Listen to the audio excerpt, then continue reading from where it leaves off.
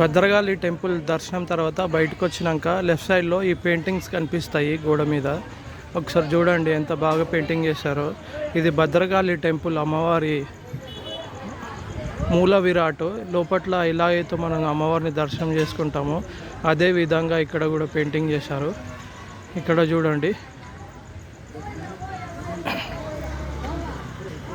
ఇక్కడ శైలపుత్రి దేవి, నవదుర్గలు ఉంటాయి కదా, నవదుర్గల్లో మొదటి దేవి శైలపుత్రి దేవి, తర్వాత బ్రహ్మచారిణి దేవి, తర్వాత చంద్రఘంటా దేవి ఇక్కడ కనిపిస్తుంది కదా, చంద్రఘంటా దేవి. నాలుగో అమ్మవారు కూష్మాండాదేవి, ఇక్కడ కూష్మాండాదేవి పెయింటింగ్. ఐదో అమ్మవారు స్కందాదేవి, స్కందమాత, సుబ్రహ్మణ్యేశ్వర స్వామిని ఎత్తుకొని ఉంటుంది స్కందమాత. కాత్యాయిని దేవి, అమ్మవారు కాత్యాయిని దేవి. కాళరాత్రి దేవి, గౌరీదేవి, అమ్మవారు గౌరీదేవి తామరపు పట్టుకొని ఉంటుంది.